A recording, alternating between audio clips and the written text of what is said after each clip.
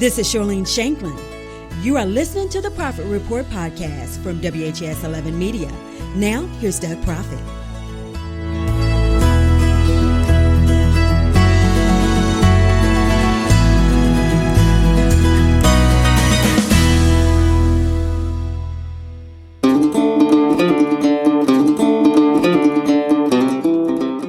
Andrea Meriwether is on a mission. She's a young bourbon historian who grew up in Louisville, who is right now unearthing the untold story of this industry that made Kentucky in its early years and is now saving this state with a tourism boom we have never seen before.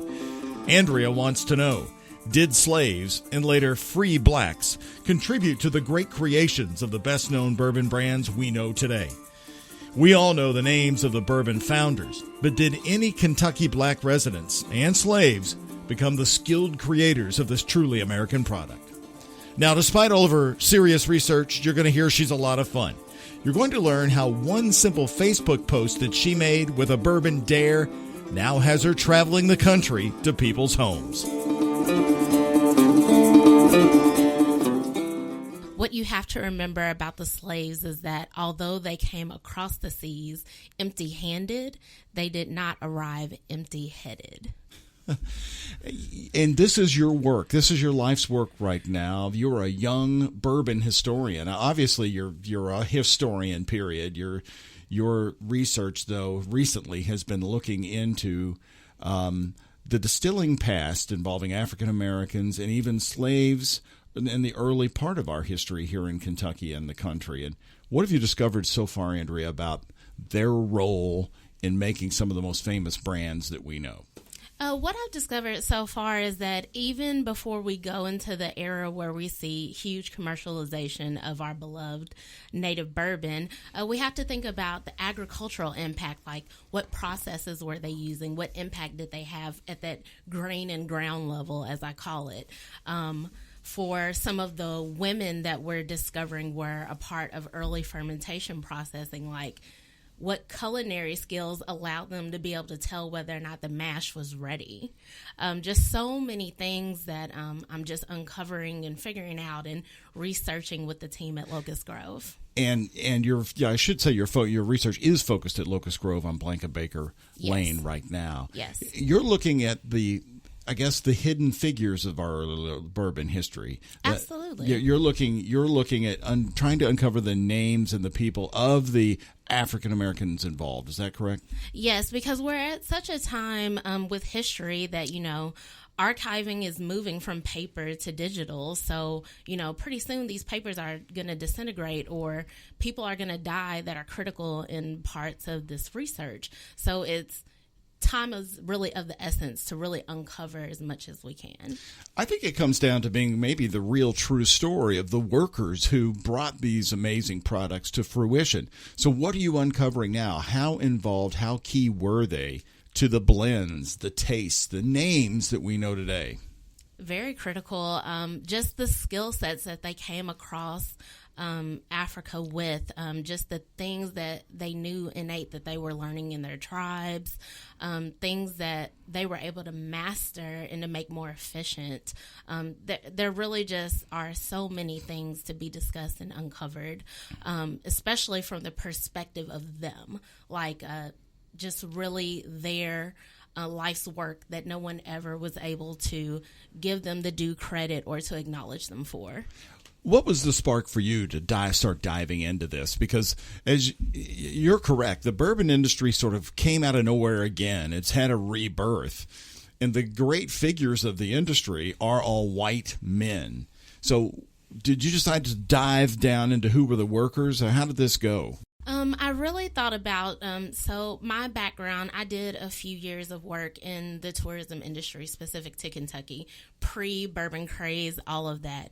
And really, I would say the first time I met Freddie Johnson, it was my 25th birthday, and he actually threw me a birthday party at Buffalo Trace. And explain who he is. So Freddie Johnson is the first African-American inducted into the Kentucky Bourbon Hall of Fame. His family has recorded history, multi-generational, at a Kentucky distillery, Buffalo Trace.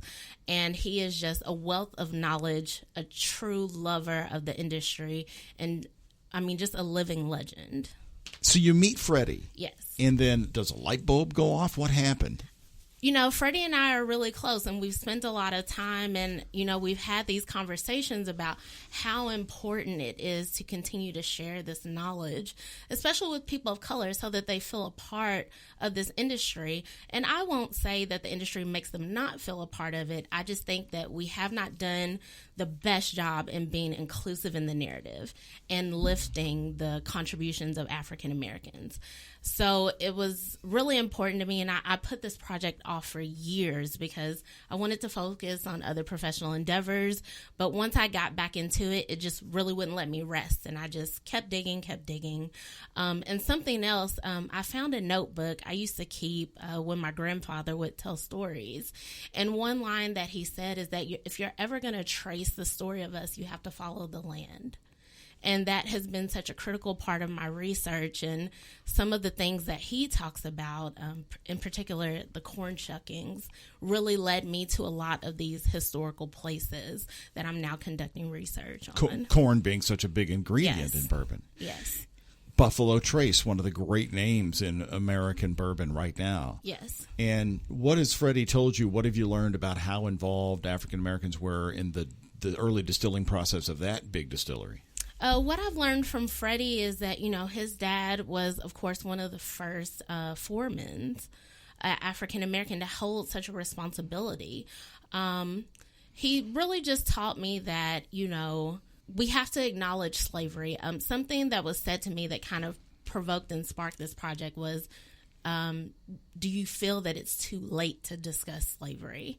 And every day that I'm alive, I want to push against that, because we live in such a time that our differences are projected, and we have to figure out how we're going to be comfortable being individuals and how we build upon inclusivity. And in order to do that, we first have to learn how to celebrate the things that make us all unique. And I feel like slaves contributed so much to generational wealth, just the pride that Kentucky has, and all of these families that have been able to build all of this. I feel like it's time to give those hidden figures their due. And I also feel that we can do so much together than we ever would do apart. So what have you found specifically, maybe going back to the slave era, regarding distilling and how it brought this industry, since we're the biggest bourbon producing state in the world? Yes. What have any nuggets you've uncovered so far about contributions? Contributions that I've uncovered, one in particular is there's a specific African American that created a corn planter, and that was a tool that they've expanded upon now in farming that makes it more efficient to produce crops. Learning about the roles of women at Locust Grove, and how the cook, old Nan, would sometimes send them to the distillery to help with the production process, because you had to stir the mash constantly. That makes them a part of that. You have to be a good cook to know what to do in that process, and that's not an innate skill. That's something you have to learn. And, we have technology now that does a lot of that. These women were doing this by hand and learning from the kitchen to the still. Now, did you ever discover any African Americans or slaves as master distillers? I did not. Because that's a role that was reserved for a hierarchy of executives, wasn't it? So what I've found in research, and my background is not in historical research, but I'm finding that the language we use now is not the language that you would see in previous years. So where you would go out to look for black master distillers, you're not going to see that language. A lot of the things I see, they just call them simply stillers, or I see a lot of rum running, or, just different language is being used in some of the things that I'm finding. So I'm like, master distiller is something new that we've created. But a lot of the documents that I have found just simply refers to some of them as stillers. Well, Andrea, what if your research were to find that an African-American man or woman, or even a slave, created the taste or the blend of one of these famous brands? I would say I'm not there yet. I haven't uncovered anything specific to that. I think if it did, it would definitely be something that you want to share and you want to uplift. I will say the Uncle Nearest brand, Fawn Weaver and her team, they have done an amazing job celebrating Nearest Green and what he did for, he's the father of Tennessee whiskey, and just the hours that it took to gather these stories and these historical elements and then executing them in an experiential way so that everyone can enjoy the story. Well, let's talk about that. Yes. One slave who's received national recognition in recent years, as Andrea just said, is Nathan Nearest Green. He taught Jack Daniel how to distill, and Brown Forman, the parent company of Jack Daniels, first publicly acknowledged his role in the brand in 2016. Wow. That took a long time to acknowledge the role. What do you think about what they're doing with that now? I just absolutely love. I've been fortunate. I was able to go on one of the first founders tours with the Nearest Green team before its grandeur, and just seeing it as a raw project, and just such a beautiful body of work and all the stories and all the people that played a part in that. And I mean, Fawn just did an amazing job. Well, if you had a Nearest Green teaching Jack Daniel, don't you think, isn't it plausible to be, as a research historian, that something similar was happening in Kentucky with somebody along the way in the bourbon industry?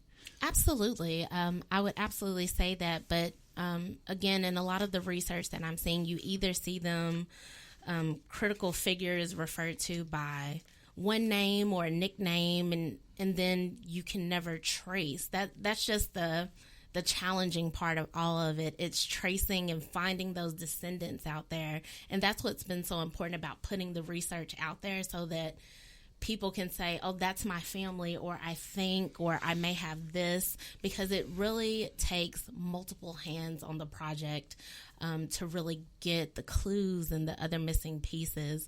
There are so many other researchers on this project with me, and they would have one piece and I would have the other. It's like putting together a puzzle. And you're just sort of young into this research, aren't you? Just sort of really getting going. I mean, Nearest Green was acknowledged in 2016, not too long ago. Mm-hmm. You're scratching the surface. Do you feel it's getting, because once you really dive into something at one point, then it starts to snowball. Are you at that point yet? Are you over the cliff with a lot of information coming your way yet? Or are you still really digging? I'm still really digging. I haven't found the things that I feel like, okay, I'm comfortable with the project being here and having just those bits and pieces. I mean, and the funny part is that since I've put the project out, I've had people reach out to me like across the U.S. that were digging in basements and cellars and have found birth certificates of, oh, my grandfather worked at this distillery, or he worked at this cooperage. And I'm just like, wow, wasn't imagining any of that. Did you find, Andrea, that once you attached your name to the name Bourbon and historian, that's when it started really going big for you as far as the contacts for people around the country having an interest? Because it seems like it's exploding still. The growth of bourbon is all over the country, and then you're now being attached as a very unique, specific bourbon historian who's looking into the role of African Americans. I would say yes and no. And honestly, this all has really taken me by surprise.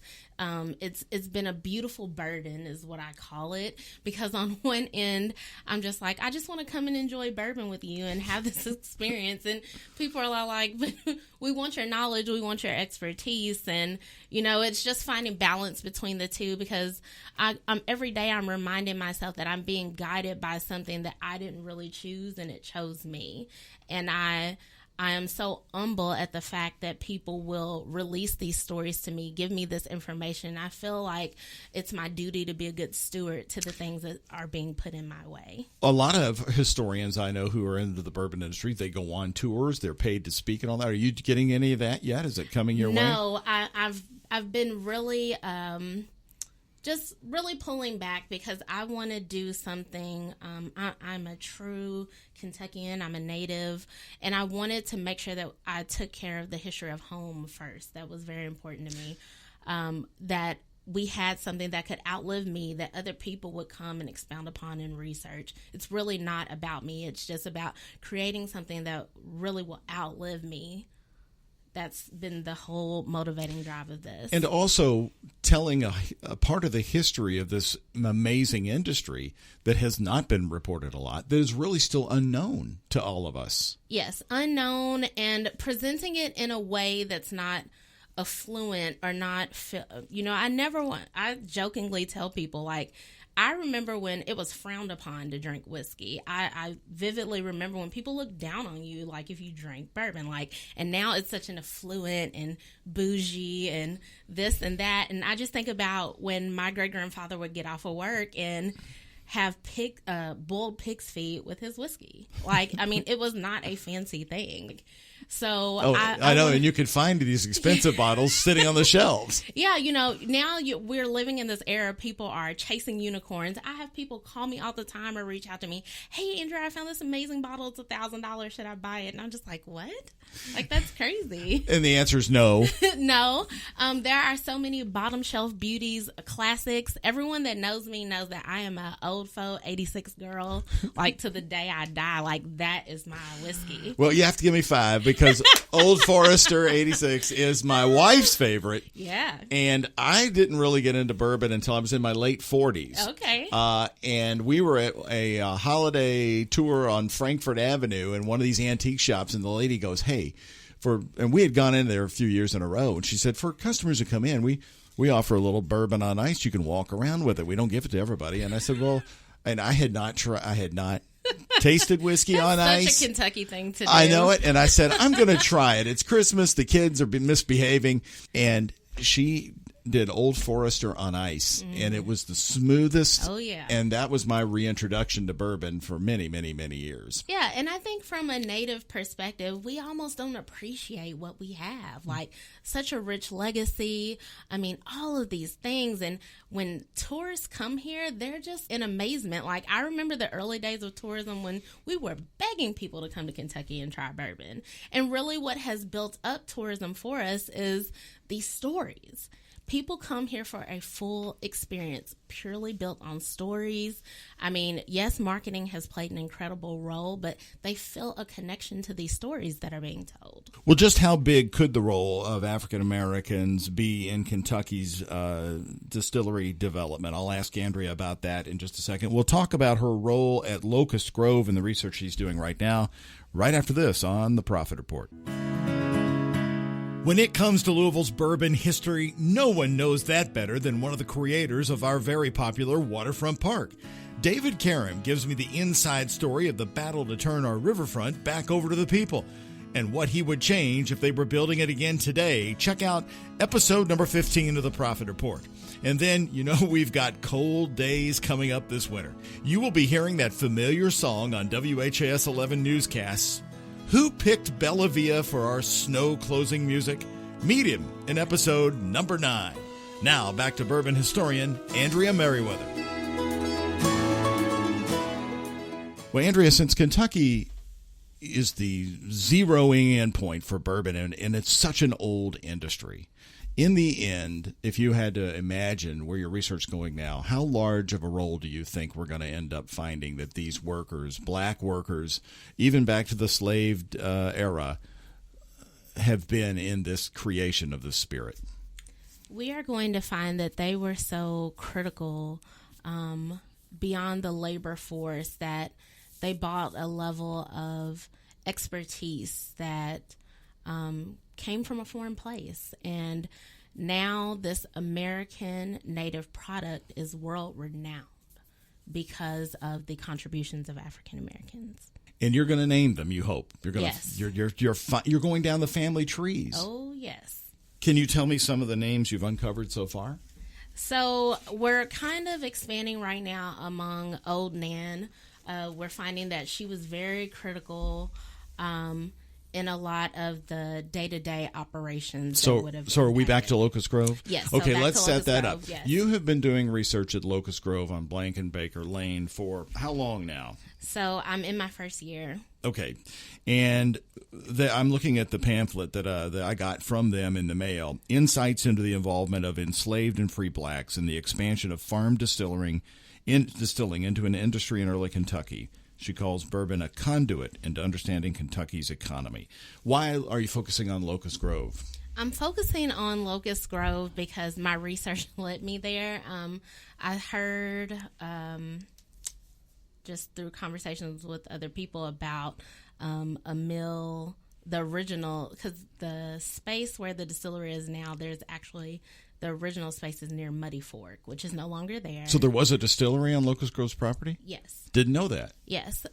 So we're, unfortunately, because the area has been developed, some of those original pieces that were there are no longer there. So we've been researching through genealogy and other research that had previously been conducted there to figure out if we can find any descendants of slaves of Locust Grove so that we can build upon the story or the small pieces that we have, be it between the farms that would have been in the area or around. So it's been a lot of handwork, a lot of footwork, a lot of reading. Are the archives at Locust Grove good? Are they leading you into the right direction? Do they keep good records? They did. They actually kept really great records. But what I'm finding is that there was so much between all of the farms, be it exchange of commerce, exchange of slaves, exchange of labor, that you can't just stick in one place and expect the whole story to come together. So I'm depending upon people being open with their archives, and I understand their fear, because people can take, research and turn it into something ugly or make the perspective be something that it shouldn't and not be positive. What I found about the team at Locust Grove, especially while slave dwelling was there and just some other guests that they've had there, they're really open to making this narrative open, inclusive, and that everyone that comes for these experiences that we are planning in 2020, that they just feel a part of the story, that they take something away from it, that we do something. What's the focus in 2020? What's it going to be called? What umbrella are you putting it under? So 2020 at Locust Grove, we're kicking off with the lecture series to kind of talk through what the project will be. We're looking at some specialized tours. I'll be there in the capacity of historian, bourbon in residence, doing a lot of docent training just to make sure that we're all creating inclusive language in this narrative. We're also looking at a shucking festival to host at Locust Grove so that people can really experience that from the slave perspective. Understand what it was like to do all that work. Absolutely. You keep bringing up a woman named Nan? Yes, Old Nan. Tell me about her. Why is she so important to you right now? So Old Nan, from what I hear, she was just a very trusted figure at that property. Day-to-day operations of a lot of things that traditionally you wouldn't see women in charge of. And what we learn historically from the hospitality perspective, that the trusted slaves were given more task and oversight. And I think a lot of their contributions aren't lifted. So I'm trying to research Nan more so that we can give her proper due. Do you think the bourbon companies kept good records on their employees, and could they be any assistance to you, or are they just reluctant to talk about maybe back to the days of slavery? I believe that every major company kept amazing archives. I don't think that they're trying to hide it or withhold it. But at the end of the day, I do still recognize that this is a business. This is a business industry. And at the end of the day, no one wants their bottom line impacted. But in speaking with the companies, because I have, they are not resistant to presenting or being a part of anything. I think that everyone just needs to get in the room and figure out how we do this together, how we avoid people going on these wonderful tours, being asked these questions and feeling just completely caught off guard because they don't know how to respond, or not feeling comfortable responding at all, or just completely ignoring it because it's not going to go away. People are not going to stop asking the question. So how do we get in front of it together? That's fascinating. And it's also a part of a national movement that's seeking to better recognize slave and African-American contributions in this industry, too. I mean, it's not just in Kentucky. It's really been taking off across the country. Absolutely. The tourism industry has really recognized the influence of the African-American dollar. I mean, in 10 years, we have literally seen like a double of financial impact in tourism because African Americans are actively traveling, especially the cultural travelers. They are looking to these domestic destination sites that speak to cultural impact of their race, and they will come. Now, I can't say that African Americans will make plantation tours their bucket list, but I think that if a story is there or an experience that is there that uplifts and is respectful, I think that it will draw them there to at least consider it, to explore it. I covered a couple of groups when they came along, and I went back on the internet to get their names correct. The Kentucky Black Bourbon Guild, Kentucky's original Black Bourbon Enthusiasts, started in 2017. Kentucky State University now has a school fermentation and distillation program that began this fall, or it's getting underway. Yes, and there's another historical Black college as well in the South that's working on fermentation as well. Not familiar. But these bourbon groups are really cool. Have you spoken to any of them? Have you been? Yes, I have. How are they doing? Are they getting bigger? I've attended their events. The bourbon groups are great because from a consumer standpoint, you do need a community approach in getting you through your bourbon journey, especially when you're new, because you can feel a little intimidated, especially the way that bourbon is presented now. It can be an intimidating thing for a first-time drinker or a new drinker or someone that wants to join the fold, but they're afraid. Having that familiar community to support you through that, I think, is very important. We're going to get to the fun part of our conversation here in just a second on your tastes and likes and stuff like that. But I want to just get your feeling on how excited you are about your research. When I read about you, I was fascinated what you were diving into. I thought it was so cool that you were looking into a part of the industry that those of us who have covered it never have heard anything about. Nobody ever brings it up. I mean, how excited are you to be on something that's really a wave of new information? I will say this. I'm very excited now. Initially, as I started to research, at times I found myself very discouraged, very overwhelmed with some of the things that I would read. And I really just kept myself motivated because I said, I want to do something that really just speaks to the culture that I love and represent, and that I want something to, again, have a legacy. Because when I think about, all of this rich history of African Americans, unfortunately, it's not documented well. And it's like, I may leave this earth at some point. I would hope someone would archive this research in a way that it lives and that someone else picks up whatever I missed. That's really what it's been about. It's about preserving something for the future generation so that they have something to identify with and that they can relate to. You were in Louisville tourism, as you said, yes, before the bourbon industry took off. Yes. So I'm interested in your opinion now, how you view this city and how it's changed. How fascinating is it to you? Louisville is cool now. I mean, I have lived other places, but Louisville is cool. Like, if anywhere I go, especially when I'm in like the major metros, I was just out west for the past couple weeks, and people are like, "Oh my God, you're from Louisville!" Like, and they're like bombarding you at the bar, like, they get nervous. They're like, "Oh, don't just put anything in front of her. She knows her bourbon." People, and it's such a pride that you have. I mean, I never imagined that distilleries would be out of the counties into the city. You can do any type of bourbon experience, like fathomable, And people are just coming through here like in the drones. Like, I'll pass the hotels sometimes and see people checking out and they have cases of whiskey. It's insane. Like, kudos to Stacey Yates. Like, I mean, I remember the early days and she was just really behind that this was going to be like a core central thing of like breathing new life into the city. And I'm just so glad that, you know, I was in that early phase and seeing it now and just only imagining like 5 to 10 years from now what it's going to be.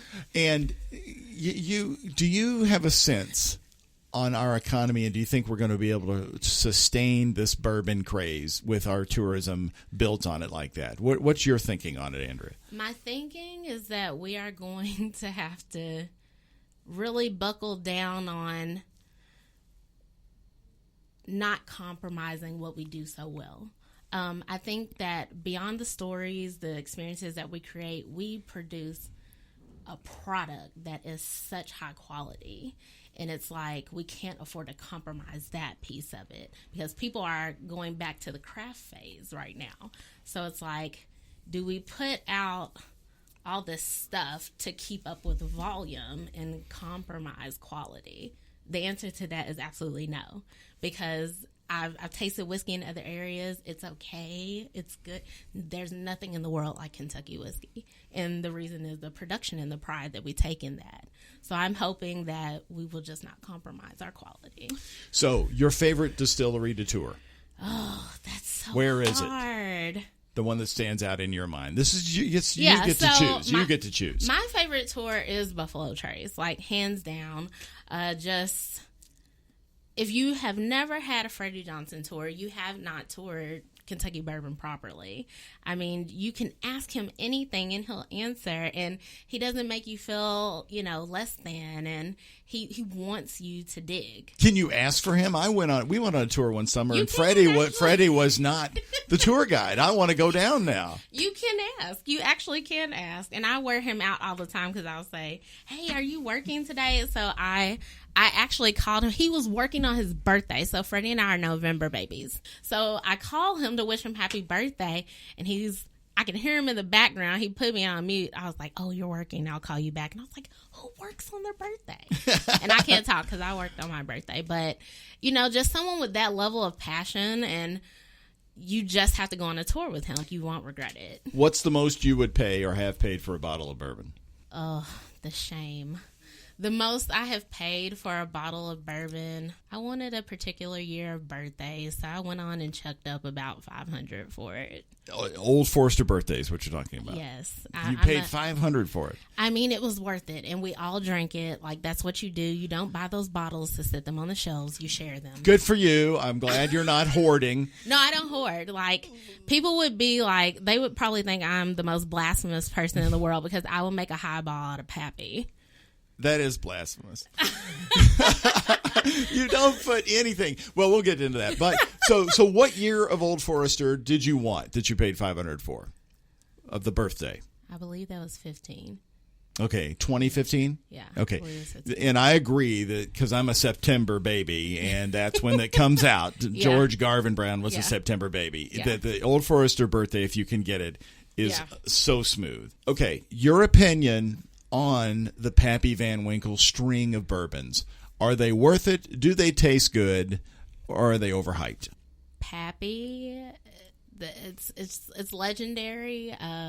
When I think about spirited marketing, my top brand that I would say that just killed it out the gate is Pappy Van Winkle. I was like, I remember when Pappy would like sit on the shelf. Like, you could go in the liquor store and it's like, yes, you know. I remember it too. Buy for $35. So now that it's like locked up and behind gates and has uplighting. And does a certain Pappy taste better than another? And I'm talking about different years. Let's see. I always get butterscotch notes out of 23. Mm-hmm. Not that I drink it like very often, like twice in my life, but strong butterscotch notes are what I get out of 23. But I'd have this thing of I'm not particularly into bourbons that are aged over 10 years. I'm becoming to agree with you on that. Not my fan. And even some of the baby bourbons that fall under that 5-year gap are great. Well, I recorded a podcast with Julian Van Winkle. He sat in your chair. And he has said before that his favorite consistently is his 12-year. Mm-hmm. Which I agree. I think the 12-year, and it's called Van Winkle. It's not, Pappy's face is not on it. Do you think that people are paying too much for some of these bourbons? I mean, you go back to the point where you said you would not, anything over a 10-year is getting a little too, is it too woody? Is it too strong? Oh, you're tasting the barrel at that point, like for sure. You're getting a lot of elements and expressions of the barrel. I'm not a huge fan of that. I prefer higher proofs. Okay. But I don't want to taste the barrel. Because Pappy Van Winkle himself, the man, made Old Fitzgerald, do you see a resemblance in the Pappy bourbons that are out now to that old bourbon? I think that in general, regardless of what brand, we are going back to those older expressions. And I don't think it's because of this whole unicorn era that we're in. I think it's because we're lending to... There was just a certain level of excellence and expertise in how they produce that bourbon. The batches were so small. You were getting super unique characteristics. And I think that is what is really driving people back to those older era whiskeys, especially the Prohibition. So it sounds to me like you like a lot of the Brown-Forman products. You said your favorite is Old Forester 86, the traditional one. Yes. Name some others that you like that maybe people haven't heard of a lot, that doesn't bust the wallet, doesn't bust the budget. Ooh, doesn't bust the wallet.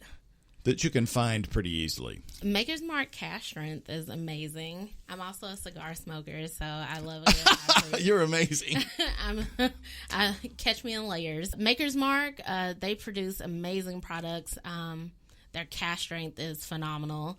Heaven Hill, Evan Williams, Bottle and Bond, never go wrong. Very good. If you want to make a good Christmas punch or a holiday cocktail that's going to wow people for like the low, Evan Williams VIP. At the old Louisville holiday home tour, the Homes of Christmas, yes. Which is like 43 years old, that's what they serve as Evan Williams. Yeah. The best bar or restaurant in Louisville with the best bourbon selection, in your mind, in your opinion?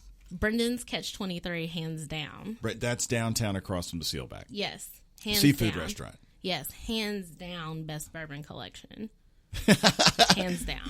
Now, can people contact you and say, Andrea, can you come speak to us? Can you lead a bourbon tasting? Do you do that? Yes, I actively do that. I get tickled every time someone reaches out to me to do that because it's just funny to me. I just feel like I'm a regular person. Well, you're fun. You bring personality. That's what you want to these things. You know, I'll take that. That's a huge compliment.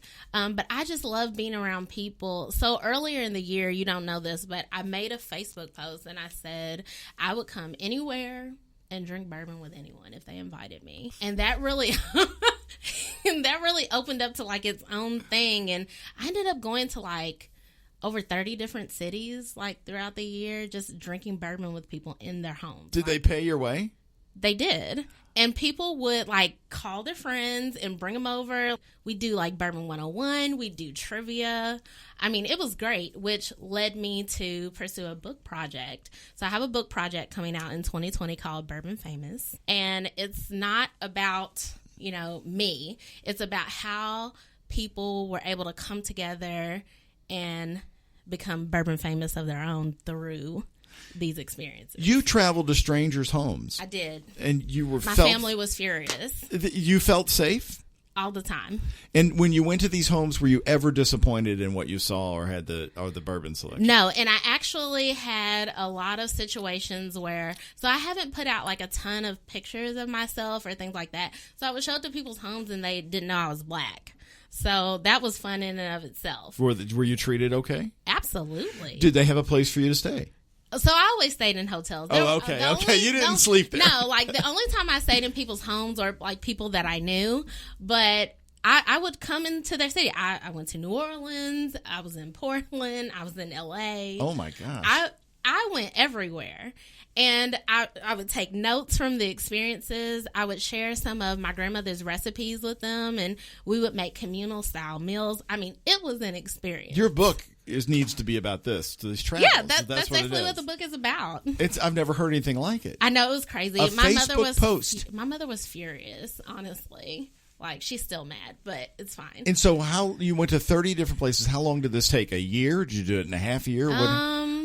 Let's see. I still have a few more stops. I've been invited to my first Hanukkah. So